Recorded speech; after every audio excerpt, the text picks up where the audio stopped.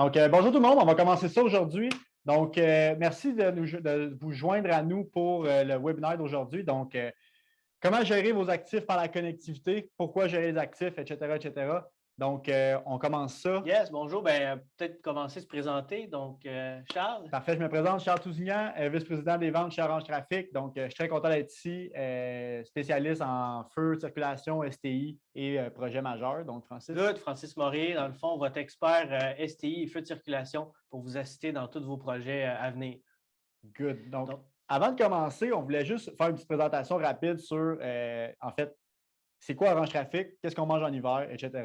Donc, parfait. Donc, Orange Trafic, fondé en 1988, on est spécialisé dans le design, la fabrication, distribution de produits de qualité supérieure dans l'industrie de la circulation. Notre mission, c'est vraiment d'optimiser la fluidité, la sécurité sur les routes de façon innovatrice. Donc, on est une entreprise de Mirabel, donc vraiment fièrement québécoise, qui emploie plus de 50 personnes. Donc, on est vraiment très fiers de notre expansion à travers les dernières années. Donc, yes. Donc, là, on va présenter quelques équipes, nos équipes à l'interne. Donc, l'équipe de service, bien important. Ce qu'il faut retenir de l'équipe de service, on a une certification qui est le IMSC. IMSC comporte 3 niveaux, 1, 2, 3. Donc, pour passer rapidement, nous, chacun des techniciens se doit d'avoir cette certification-là qui atteste le niveau de sécurité, le niveau d'expérience du technicien à l'intersection. Donc, si je comprends bien, ça veut dire que les personnes qui vont venir faire des programmations, des modifications, de l'installation physique d'équipements auxquels on a le droit de faire, ils savent qu'est-ce qu'ils font. Donc, ils sont compétents. Ce n'est pas quelqu'un qui a été engagé hier qui peut maintenant s'inventer professionnel. Exact, c'est ça. Ils se doivent de faire 16 heures de formation par année pour maintenir la certification. Donc, les personnes qui vont implanter vos plans ont les certifications requises. Donc, expert conseil, on a des gens d'expérience pour vous assister. Appel de service 24 heures sur 24, 7 jours sur 7. 365 jours par année? Exact. Noël s'en vient, là. On va pouvoir le tester. C'est bon. Donc, l'équipe d'ingénierie, on a une belle équipe d'ingénierie pour tout ce qui est les projets spéciaux, les gros projets, tout ce qui est tests, toutes les formations qu'on a à préparer aussi, la conception de nouveaux produits, les tests à l'interne avant d'introduire un nouveau produit sur le marché. Donc, on l'a testé ici à l'interne. Moi, présentement, si je suis une ville ou un client sur la ligne, puis je me dis, j'aimerais ça développer de quoi avec Orange Trafic, on a la capacité de le faire. On a la capacité de le faire. On a une grosse équipe d'ingénierie qui vont nous assister dans ces projets-là. Ensuite de ça, on a l'équipe de production. Une équipe de production ici, vraiment pour tout ce qui est les projets majeurs. On a beaucoup d'expérience pour la fabrication de produits, toutes sortes dans le trafic, dans le milieu. Donc, effectivement, tu l'as bien mentionné, on est manufacturier, donc on manufacture certains de nos équipements, on distribue certaines autres lignes de produits pour avoir une offre vraiment complète. Qu'est-ce qui nous différencie, c'est que l'équipe de production est excessivement ordonnée, avec des systèmes en place. La qualité qui sort de la production est irréprochable. Vous pouvez demander des références, ça va nous faire plaisir. Donc, on est très, très, très fiers des produits qui sont manufacturés ici. Donc, maintenant, on rentre dans le vif du sujet de comment gérer vos actifs par la connectivité. Donc, Charles, si tu peux nous présenter ça un peu, c'est quoi pour nous la connectivité? Bien, c'est une bonne question. En fait, avant de commencer, c'est important, c'est des questions qu'on reçoit régulièrement. Donc, quand on se fait appeler, on a des questions sur pourquoi je devrais gérer la connectivité, comment je fais, comment je m'y prends. Donc, c'est vraiment le but du webinaire aujourd'hui, c'est de venir essayer de répondre le plus humblement à la question avec des exemples concrets. Donc, si vous pouvez partir avec ne serait-ce qu'une ou deux idées, bien, notre mission va avoir été accomplie aujourd'hui. Vous avez des commentaires à la fin de la présentation, il va y avoir une période de questions. Donc, vous pouvez vous poser toutes les questions que vous voulez. Si on a les réponses, tant mieux. Si on ne les a pas, bien, ça se peut qu'on va devoir vous revenir. Donc, on a une équipe justement d'ingénierie qui n'est pas sur la ligne tout le temps. Donc, ça va nous faire plaisir d'y répondre à ce moment-là. Good. Francis va poser une question. Pour nous, c'est quoi la connectivité, la gestion des équipements? Bien, quand on parle de connectivité d'équipements de type trafic, on va penser à IoT, Internet of Things. On parle d'Internet des objets. Notre définition est fort simple. Je ne vais pas vous l'aller au complet. Cependant, c'est le processus de connexion d'objets physiques à Internet. On va prendre un exemple. Je veux connecter mon coffret de feu de circulation, c'est un item. Je veux le connecter à Internet pour pouvoir en tirer le maximum de cet actif-là. Donc, pour nous, la connectivité des équipements de trafic passe par là, automatiquement. Parfait. Donc là, comment on va faire pour connecter j'imagine avant d'aller dans la méthode, il y a une façon. C'est comment qu'on fait pour se rendre là? Exact. En fait, ce qu'il faut comprendre, c'est qu'on doit savoir qu'est-ce qu'on veut faire avec nos équipements, qu'est-ce qu'on veut faire avec notre réseau. Donc, il y a deux grandes familles. On va parler du LAN et du WAN. Donc, avant de décider quelle méthode, est-ce que je vais y aller avec du cellulaire, de la fibre, etc., je vais vouloir parler de la méthode. Donc, un LAN, c'est quoi? Local Area Network. Donc, c'est vraiment le réseau local. On va penser à un groupe d'intersection, un groupe d'équipements qu'on veut avoir localement pour se discuter entre eux ou pour transiger de l'information entre eux qu'on va pouvoir ensuite ramener. Donc, ça, c'est vraiment l'objectif du LAN. Quand on va parler au WAN, c'est le Wide Area Network. C'est un réseau extérieur. Donc, quand on parle, il n'y a pas de limite géographique. Donc, ça va être des emplacements qui sont à des distances plus importantes à ce moment-là. Puis, on veut ramener ça. Quand on pense au WAN, automatiquement, on va vouloir penser à Internet. Donc, je pense qu'il faut vraiment préconiser ça dans des technologies qui peuvent aller dans le WAN, dans tous nos aspects, parce que souvent, le territoire à couvrir est très grand. Donc, mais c'est important d'en parler avant de commencer sur les méthodes de connexion. Parfait. Donc, justement, tu viens de me parler de méthodes. J'imagine qu'il y a plusieurs méthodes. Effectivement, il y a plusieurs méthodes. Aujourd'hui, on en a choisi uniquement 3. Donc, il faut comprendre qu'il y en a plusieurs autres qui pourraient être utilisées pour connecter les équipements, les intersections, etc. Donc, on a choisi, aujourd'hui, on va vous parler du radio 900, ça pourrait être d'autres fréquences. On va parler de la fibre optique, puis on va parler du cellulaire. Donc, après ça, on va en choisir un, puis on va le pousser un peu davantage. Puis on va même mettre une idée de produit qui pourrait être utilisé, mais il y a plein d'autres solutions. Puis on est capable d'aider tout le monde dans toutes les solutions qui sont ici présentes.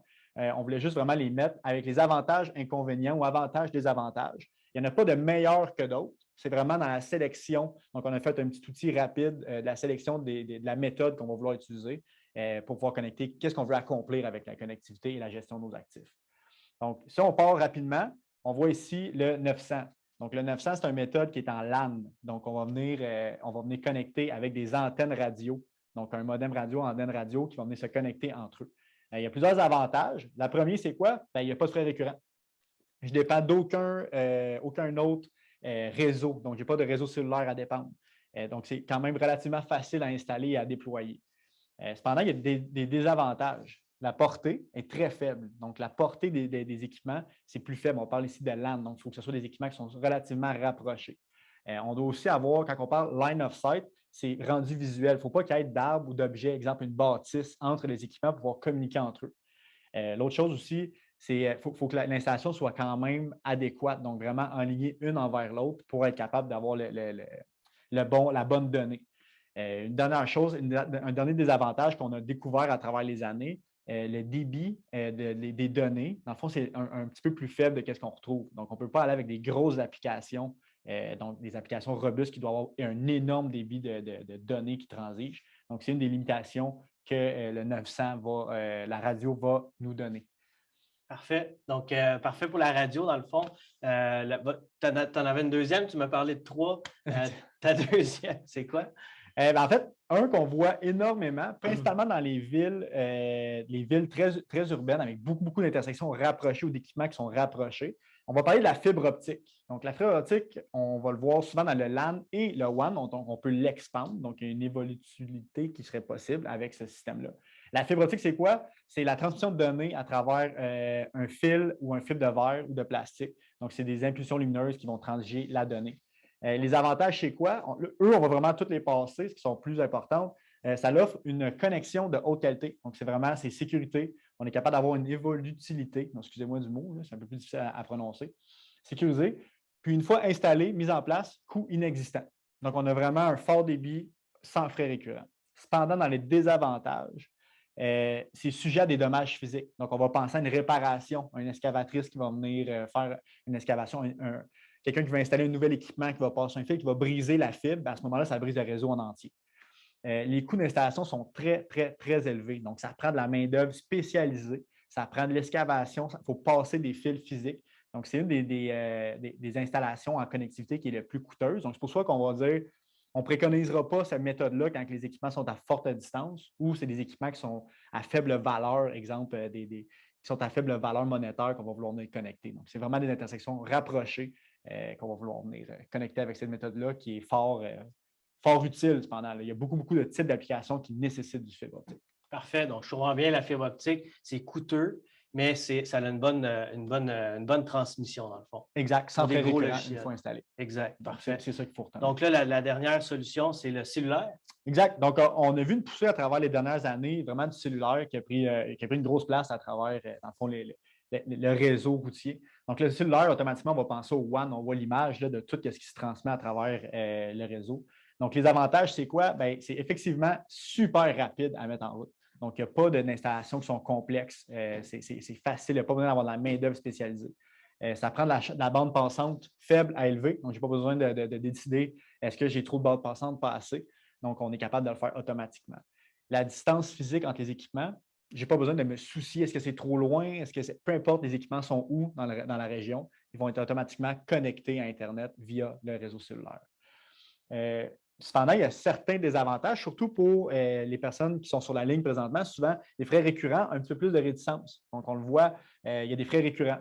Le budget aussi au niveau CAPEX, OPEX. Donc, si la fluctuation des données augmente drastiquement, bien, ça se peut qu'il y ait une fluctuation au niveau des dollars qu'on doit charger. On est capable d'atténuer cette fluctuation-là en tant qu'entreprise. Orange Trafic prend ça sur lui, mais ça pourrait être quelque chose que les villes vont vivre.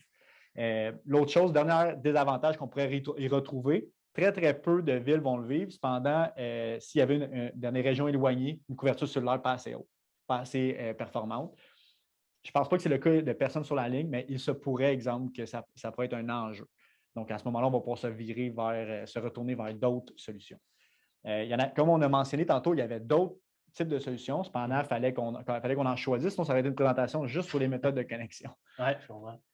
Donc, on en a couvert 3. On Parfait. a fait un petit guide, vraiment très, très simpliste. Dans le fond, comment tu fais pour choisir ces 3 solutions-là? Parce que tu parles de 3 façons de faire, mais là, comment tu fais tu as un projet, comment tu fais pour choisir? En fait, il faut se poser plusieurs questions. Donc, ça, on voit ici à gauche, c'est toutes les questions. Est-ce que la proximité des équipements, est-ce que c'est proche, longue distance, éloigné? Est-ce que les débits, j'ai besoin d'un faible débit ou un fort débit? Donc, un équipement, une intersection qui va donner que je vais avoir besoin de beaucoup de bandes passantes. Est-ce que j'ai eu un gros budget ou un petit budget? Est-ce que j'ai la facilité de déploiement, c'est important pour moi, ou j'ai vraiment l'équipe pour pouvoir venir, dans le fond, utiliser le budget plus l'équipe en place pour la disponibilité des équipes pour pouvoir l'installer? Donc, on va prendre l'exemple. Si tous les équipements sont proches, c'est vraiment mon but principal, c'est d'avoir de la donnée, avoir un système fiable, pas très récurrent. Je vais vouloir avec de la fibre optique. Tout est proche, je suis capable de le faire. Si c'est à longue distance, on va y aller à ce moment-là en cellulaire. Quand on regarde les débits requis, bien, faible débit, on en a parlé, la radio, c'est vraiment ce qu'on va vouloir préconiser. On n'a pas besoin, c'est vraiment distance, OK, je n'ai pas besoin de beaucoup de bandes passantes, c'est local, qu'est-ce que je vais accomplir? Bien, la radio va faire l'affaire. Le cellulaire dans le milieu, puis la fibre. On essaie de les mettre en ordre lui qui peut avoir le plus de débit versus le moins de débit.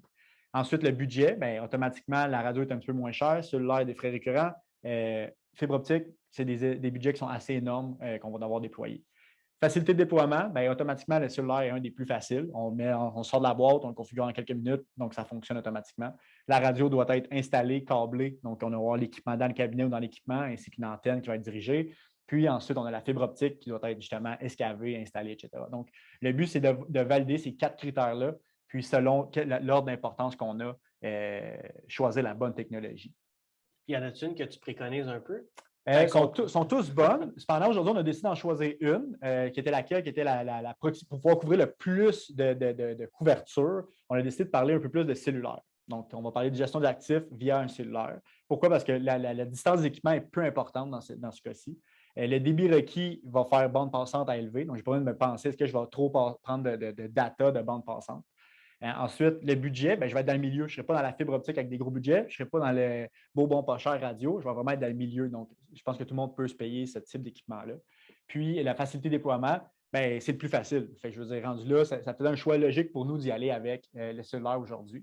Mais avant de parler de cellulaire, il faut qu'on parle de pourquoi je voudrais gérer mes actifs. Exact. Donc, justement, pourquoi qu'on voudrait gérer nos actifs via la connectivité cellulaire? Bien, c'est probablement la question à laquelle on va vouloir s'attarder le plus aujourd'hui. C'est pourquoi je devrais contrôler, gérer mes actifs.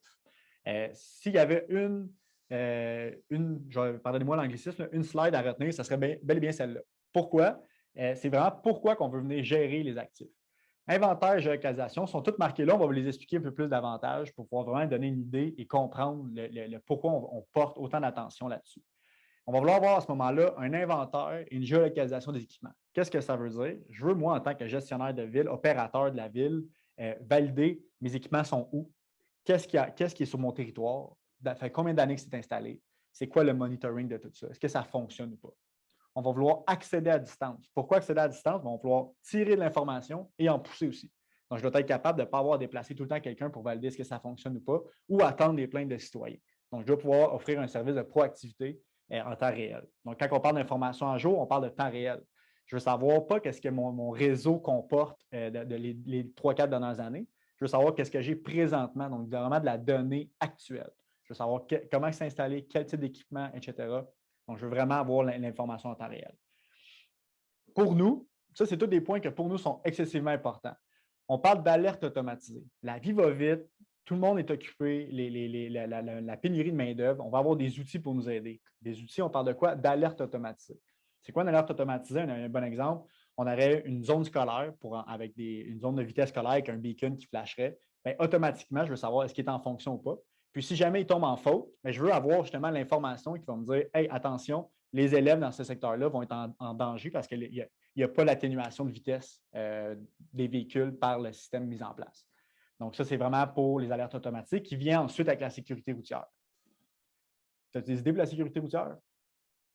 Excuse-moi, pour la sécurité routière, ben oui, dans le fond, il y en a plusieurs. Je vais vous en donner un, faites-vous-en pas. Sécurité routière, on va penser de l'intersection.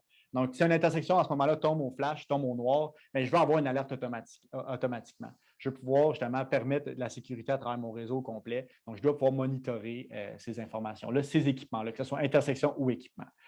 C'est ça, on va le voir les équipements parce qu'il y en a plusieurs équipements qu'on peut connecter justement pour la sécurité. C'est la sécurité routière de nos élèves aux abords des écoles. Exact. On va vouloir aussi commander à distance. Pourquoi je veux commander à distance? Bien, je veux pouvoir avoir l'opportunité de pouvoir venir modifier des plages horaires, pouvoir venir modifier mon temps de programmation sur mes coffrets. Je veux pouvoir venir monitorer ma caméra au besoin. Donc, je veux pouvoir avoir un contrôle à distance. On veut pouvoir programmer aussi. Donc, on va pouvoir pousser des programmations, faire des optimisations sur notre réseau pour offrir la fluidité. On veut aussi avoir des rapports automatiques. Qu'est-ce que je veux dire par rapport automatique? On a beaucoup de données. Mais je veux savoir cette donnée-là, je veux qu'elle me parle. Donc, je veux avoir des rapports qui vont m'aider à avoir une saine gestion de mon parc. Est-ce que les batteries de mes équipements solaires sont à remplacer? Est-ce que je dois faire une visite à travers mon parc d'intersection pour justement valider l'humidité? Est-ce qu'il y a de l'eau dans les cabinets, donc l'humidité, etc.? On va en parler un peu plus. C'est quoi la télémétrie qu'on va venir faire, on va venir monitorer. Mais c'est toutes des choses que je dois avoir en tant que gestionnaire de ville, opérateur. Deux autres points. On va parler de gérer et contrôler les actifs. On va parler de réduction des GS. On va parler de développement économique aussi. C'est deux gros points. Bien, justement, la réduction des GS, on entend beaucoup parler. C'est quoi que cette solution-là va apporter par rapport à cette problématique-là? Bien, en fait, dans la réduction des GS, on va prendre un exemple, il y en a plusieurs. Donc, réduction des GS, si je dois faire des maintenances sur mes équipements, je n'ai pas besoin de dépêcher des équipes pour rien ou pour aller faire des recensements ou pour valider. Donc, on va réduire les GS comment? Bien, en éliminant des trajets inutiles. Une autre façon de réduire des GS, c'est en pouvant monitorer mes équipements. Je peux les optimiser, augmenter la fluidité, ce qui fait en sorte que les déplacements véhiculaires sur le réseau sont beaucoup plus faciles, beaucoup plus efficaces. Donc, ça va venir réduire les GS. Donc, c'est un autre exemple, mais il y en a plusieurs autres qu'on pourrait donner aussi. Parfait. Puis tu parles de développement économique. Le développement économique, ça veut dire quoi? Bien, développement, c'est une bonne question. Développement économique, c'est rare qu'on va en parler, c'est rare qu'on va le voir dans cet angle-là. Mais un développement économique, c'est quoi? Bien, c'est, exemple, on est une ville, on va vouloir que le monde vienne s'installer chez nous pour recevoir des taxes. Comment on fait ça? Bien, on va vouloir que le monde se sente en sécurité. Comment que le monde se fait pour se sentir en sécurité? Bien, il doit y avoir des systèmes qui vont faire en sorte que moi, en tant que parent, bien, je sais que la gestion de la circulation dans ma ville est bien faite. Donc, les piétons sont bien sécurisés, les systèmes en place fonctionnent bien. Après ça, je vais vouloir avoir des déplacements qui sont bons. Donc, je vais vouloir que mes commerces soient bien desservis. Donc, la fluidité, encore une fois, soit fluide pour tout le monde. Donc, les entrées-sorties. Donc, il va faire bon vivre dans cette ville-là. Je vais vouloir m'installer avec ma famille, m'installer. Donc, je vais vouloir avoir de la densité, je vais pouvoir être bien desservi. Donc, quand on parle de développement économique, c'est le service rendu aux citoyens, aux commerces et à tout le monde qui veut venir s'installer dans la ville pour pouvoir offrir des meilleurs services. Donc, quand on parle on le voit rarement comme ça, mais le développement économique, gérer les actifs, contrôler, optimiser, va venir augmenter le développement économique de chacune des villes. Puis on le voit à travers les villes qui ont investi dans ces systèmes. C'est bon à savoir. La gestion des actifs, c'est beaucoup plus grand qu'on peut le penser. Exact, définitivement. Exact. Donc, c'est pas juste ça fonctionne, j'arrête. Donc, ça va venir couvrir vraiment plus large. Puis il y a beaucoup de choses qu'on peut venir accomplir. Mais le but, le premier item, c'est quoi? C'est venir connecter pour commencer à gérer. Même si au début, on fait juste avoir des alertes automatiques, mais c'est déjà un pas vers la bonne direction qui va nous aider dans n'importe quel objectif qu'on va se fixer. Good. Donc là, on parle de connecter on vient connecter, mais là, c'est quoi ça veut dire? C'est quoi qu'on vient connecter vraiment? Exact. En fait, on a choisi 2 types. Donc, on va y aller vraiment. Nous, notre compagnie opère dans les milieux des intersections. Donc, on va parler des intersections, puis on va parler après ça des équipements connexes. Donc, les intersections, pourquoi je devrais venir connecter les intersections et à quoi ça me servirait?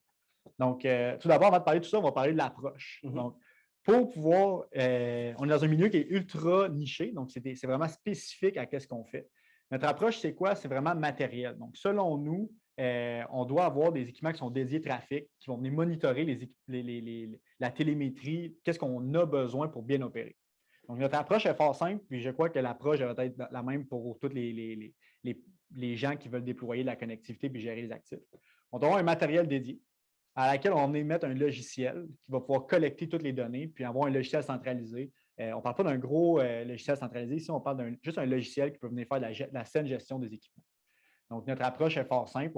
Là, présentement, aujourd'hui, on vous présente une approche. Il y en a d'autres. On parle aujourd'hui de Applied Information, mais il y en a plusieurs autres, notamment TrueGreen, etc., etc. Donc, si je comprends bien, juste en aller plus loin, c'est vraiment une approche matérielle. Donc, on ajoute du matériel dans le cabinet, exact. Plus un software, un logiciel qui va venir s'intégrer, mais vraiment du matériel supplémentaire. Exact. Parfait. Exactement. Puis, on ne parle pas ici de matériel, on ne parle pas du modem régulier qu'on a chez nous. Pourquoi? Parce qu'on a besoin de beaucoup plus que juste avoir l'accès à Internet. Puis, on ne parle pas aussi d'un gros logiciel excessivement cher. On parle de petits montants, donc qui sont capables de connecter rapidement les équipements. Donc, on voit qu'il y a plusieurs déclinaisons. En fait, ce qui est intéressant, c'est que ce n'est pas un item, puis on le met partout. C'est adapté selon les besoins, quel équipement qu'on va venir connecter. Quand on parle d'intersection, automatiquement, on va parler de contrôleur de feu. Pourquoi on veut venir avoir le contrôleur de feu? On veut pouvoir surveiller, entretenir, modifier la programmation, voir les vidéos en direct. Donc, on veut venir augmenter la fluidité. Donc, on va venir vraiment s'assurer que tout fonctionne bien à l'intersection au niveau du contrôleur. On va vouloir recevoir des alertes instantanées. Exemple, il y a un accident, pas un accident parce qu'on ne le détectera pas, mais je veux dire, le poteau il est tombé, donc un knockdown qu'on pourrait appeler. Automatiquement, le feu tombe sur les rouges. Je vais pouvoir avoir cette information-là en temps réel pour pouvoir réagir le plus rapidement possible. Puis de connecter à ta caméra, si tu as une caméra, pour voir c'est quoi les dommages. Exact. Donc, on va pouvoir venir voir une vue d'ensemble, qu'est-ce qui se passe sur l'ensemble du réseau ou sur exactement juste ce point-là directement. On n'aura pas besoin non plus, étant donné qu'on va avoir accès à toutes les données du contrôleur, on va réduire les trajets inutiles. Donc, on va être plus proactif, offrir un meilleur service citoyen. Donc, ça, c'est vraiment important. Planifier ta maintenance. Exactement. Quand on parle de surveillance, maintenance, la prochaine diapositive est exactement pour ça. Qu'est-ce qu'on va venir vouloir? Qu'est-ce que, selon nous, est ultra important pour bien avoir une bonne gestion des actifs et bien connecter? Je dois être capable d'avoir toutes les informations à votre droite. La tension AC. Pourquoi? Je veux savoir automatiquement, est-ce que mon contrôleur fonctionne? Est-ce qu'Hydro-Québec a des encore une fois, pardonnez-moi l'anglicisme, des surges? Est-ce que j'ai des explosions de AC ou j'en ai pas assez, ce qui fait en sorte que mon réseau tombe au flash, exemple, mon coffret. Je vais vouloir avoir les statuts de préemption. Je vais vouloir synchroniser l'horaire. C'est fou comment on peut minimiser la synchronisation des horaires. Donc, les contrôleurs de feu vont toujours changer au quart milli de seconde. Sur une année, on peut avoir des 2-3 minutes de décalement. Qu'est-ce que ça fait en sorte? C'est que tout le réseau n'est pas synchronisé. On a beau avoir une bonne programmation, mais ils ne sont tous pas à la même heure. Donc, il faut absolument que le système soit en mesure de synchroniser les horaires des contrôleurs.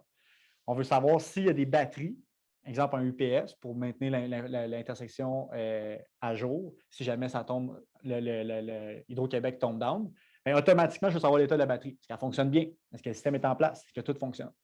Signal flash, j'ai besoin de savoir si mon intersection est sur les rouges, clignotant rouge. Oui, on dépêche quelqu'un automatiquement. J'ai besoin de savoir le statut de la porte. Est-ce que j'ai un intrus qui a ouvert ma porte, qui est en train de jouer dans mes équipements qui ne devrait pas être là? Donc, qu'est-ce qu'il faut comprendre? C'est que toutes les clés, ou presque, au Québec, sont les mêmes. Donc, c'est important de savoir est-ce que ma porte est ouverte? Si oui, qui, puis comment, puis pourquoi? C'est important d'avoir cette information-là. Statut de ventilateur, température, humidité, pour être sûr que mes équipements perdurent à travers le temps. J'ai besoin de savoir est-ce qu'il y a trop d'humidité? Est-ce que les ventilateurs fonctionnent? Est-ce que l'humidité, ça va faire de la corrosion, ça va abîmer mes équipements? Donc, avoir une saine gestion, dans le fond, on parle de développement économique, mais on parle aussi de saine gestion des fonds. Donc, être sûr que les équipements qu'on met en place, c'est des équipements qui sont souvent coûteux. Est-ce qu'ils sont bien gérés? Est-ce qu'ils sont bien maintenus? Est-ce que ça va perdurer dans le temps? Donc, parfait. J'aimerais ça revenir juste sur un point aussi, la synchronisation des horaires. Je pense que c'est beaucoup important de comprendre. On va avoir des green bands, des voies vertes. Des bandes vertes. Des bandes vertes. On parle de réduction des GES. souvent, on minimise l'ampleur de la synchronisation. Je pense que c'est beaucoup important, comme tu l'as mentionné, quand on applique des plans de programmation, souvent, on ne pense pas à plus tard. Mhm. Donc, la densité de population augmente, la synchronisation ne se fait plus. Donc, je pense que c'est important de retenir ce… Définitivement. Notre approche, en gros, qu'est-ce qu'il faut comprendre, c'est pourquoi on n'utilise pas un modem standard, c'est qu'on va vouloir venir faire la télémétrie. On va vouloir venir avoir des alertes automatisées. On va vouloir venir voir un mapping directement sur une carte. On va vouloir avoir toutes ces informations-là. Un bon système doit offrir tous ces critères-là.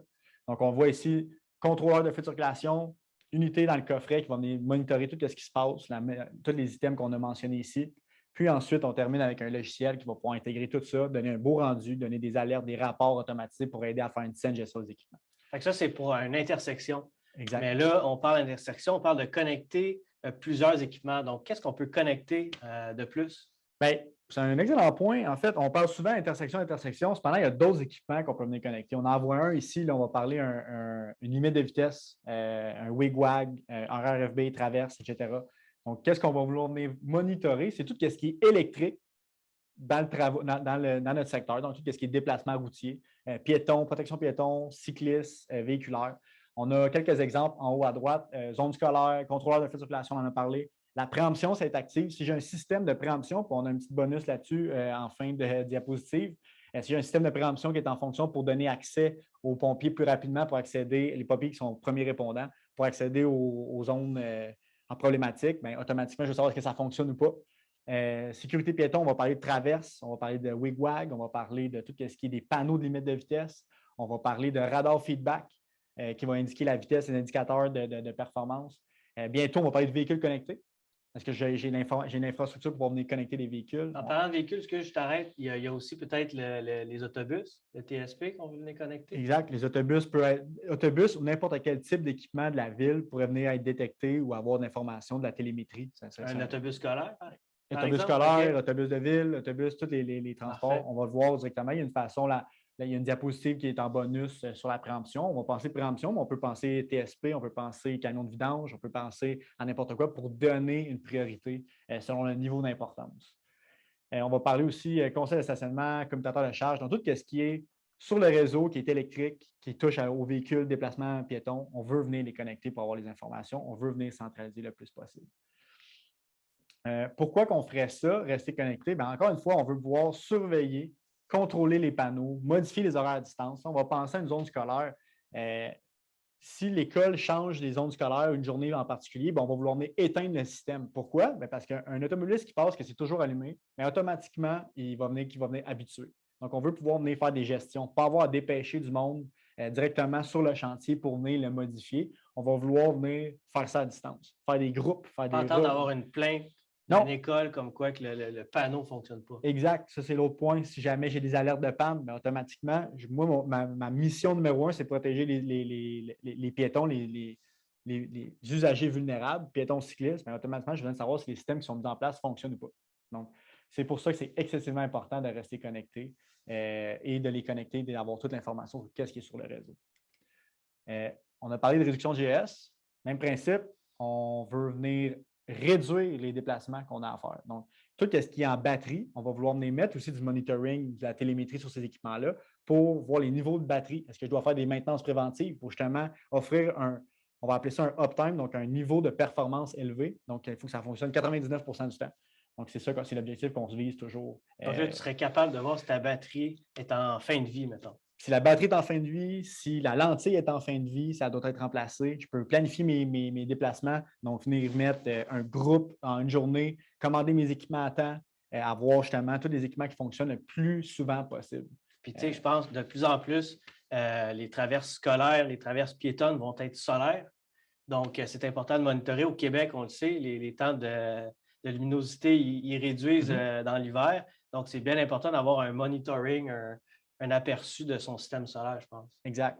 Puis, pourquoi on propose la technologie de Applied? Ça cadrait avec ce qu'on avait besoin comme technologie. C'est agnostique, donc c'est n'importe quel système qui est en place. Ça n'a pas besoin d'être un système de Applied Information ou de Orange Traffic. On va venir prendre des équipements qui sont directement sur le terrain. Ils sont tous interconnectés. Je n'ai pas besoin d'avoir, il n'y a rien de barré.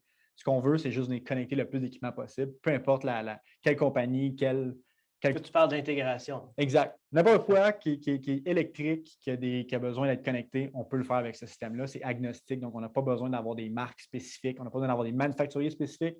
C'est ouvert à tous. Donc, le but, c'est vraiment de connecter le plus d'équipements, centraliser l'information. Pour avoir une bonne gestion de ses actifs. Exactement. Donc, bonus, un petit bonus, tu as mis. C'est quoi ton bonus? Bien, c'est une bonne question. En fait, pourquoi on trouvait ça intéressant d'y aller avec la technologie d'Applied au niveau de tout ce qui est les intersections connectées? Bien, automatiquement, une fois qu'on connecte toutes nos intersections, la préemption vient avec. Donc, c'est un bonus qui vient directement avec. C'est pour ça qu'on n'utilise pas un modem cellulaire standard, d'un, parce qu'on va avoir la télémétrie, on va avoir la tension, etc., tous les items qu'on a nommés. Mais en plus, ça vient avec la préemption pour donner des priorités.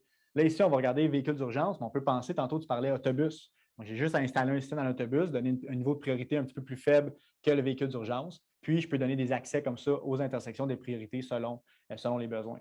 Le système est assez simple. Donc, c'est un des systèmes les plus robustes. Pourquoi? Dans le fond, ça conjugue deux technologies, le radio et le cellulaire. Donc, c'est un système qui est redondant. Donc, s'il y en a un qui tombe en faute, automatiquement, le deuxième va fonctionner. Donc, et vice-versa.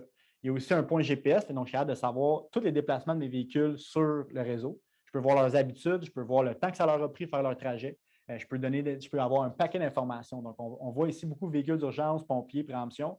On peut penser à n'importe quel type de véhicule. Camion de déneigement, camion, autobus de ville, autobus scolaire, etc. Donc, c'est facile à installer. C'est déjà dans le cabinet qu'on vient de connecter. C'est vraiment un beau bonus. Donc, c'est vraiment bon. En plus, ceux qui nous écoutent, qui veulent savoir comment on fait pour subventionner ça, bien, si on met les pompiers avec, bien, on vient de réduire la facture en deux pour venir connecter les intersections. On donne un service aux pompiers. Donc, on peut mixer les différents départements de la ville. Exactement. Donc, à ce moment-là, ça devient un projet de ville et non pas juste un projet par département. Donc, tout le monde va en bénéficier. Donc, tout le monde on peut faire beaucoup plus à ce moment-là avec les budgets. Comment que ça fonctionne? Bien, c'est fort simple. On voit ici le camion. Là, on voit ici un camion de pompier. Ça aurait pu être encore une fois n'importe quel type de camion. Va transiger l'information comment? Par le point 1. Le point 1 va envoyer une tour cellulaire qui va l'envoyer au système Glance, qui se trouve être la plateforme d'Applied, qui va l'envoyer directement au cabinet. Cabinet qui a déjà la connexion mise pour le monitoring et pour la gestion des actifs. Et en même temps, simultanément, il va envoyer le point 2 directement au contrôleur de feu directement. Donc, les deux vont le faire simultanément pour s'assurer que c'est toujours en fonction, que ça va toujours avoir un niveau de priorité.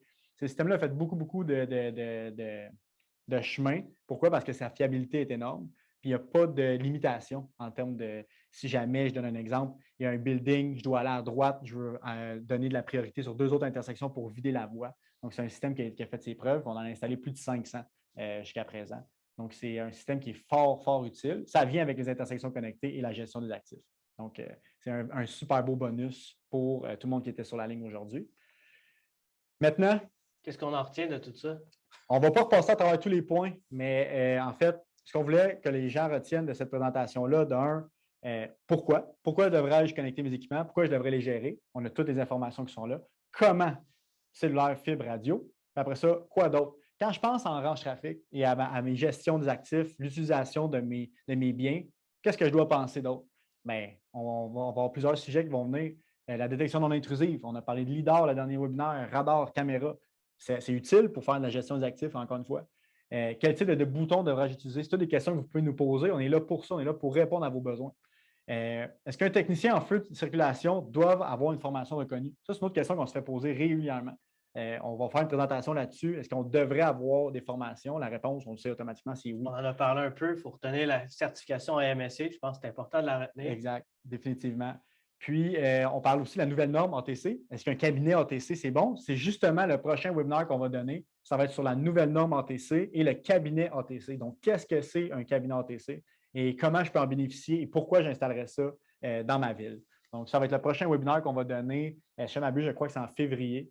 Donc, vous pouvez suivre justement nos réseaux sociaux pour pouvoir vous inscrire au prochain webinaire. Ça va être un webinaire donné par Hugues et je crois toi. Donc, c'est un super webinaire qui va être super intéressant pour tout le monde qui va en apprendre davantage sur les nouvelles normes en vigueur. C'est nouveau, ça date depuis 2018-2019. Nouvelle norme, Montréal a été un des plus gros qui a mis ça en place, déploiement. Donc, on va avoir plusieurs sujets. Suivez nos réseaux sociaux, on va les envoyer. Donc, on est maintenant rendu à la plage de questions. d'abord, merci tout le monde d'avoir écouté, Oui. d'avoir participé. Ben, il n'y a pas de participation encore, ça va venir, j'imagine. Mais merci beaucoup bonnes questions. On vous entend. Merci, M. Gagnon. Et est-ce qu'on peut avoir le PowerPoint à la fin? Le but de ne pas passer à travers tout ce qu'on a marqué, c'était justement, oui, pouvoir vous envoyer le PowerPoint à la fin. Puis on va mettre mon adresse courriel aussi dans la zone de chat. Comme ça, vous allez pouvoir m'envoyer toutes vos questions. Je vais être votre personne contact là, pour tout ce qui est, si vous voulez approfondir certains sujets, si vous voulez avoir une autre présentation quelconque, je vais être là pour vous assister là-dedans. Exactement. Ça va faire plaisir. Donc, en espérant vous avoir appris ne serait-ce qu'une chose ou deux lors de notre présentation aujourd'hui, si vous avez d'autres questions qui sont en lien avec les intersections, le trafic, les feux, l'affichage dynamique, etc., ça va nous faire plaisir de vous aider. Donc, simplement communiquer avec Francis, moi, n'importe qui de l'équipe, ça va nous faire un plaisir de vous assister là-dedans. Puis, un gros merci. Donc, merci à vous.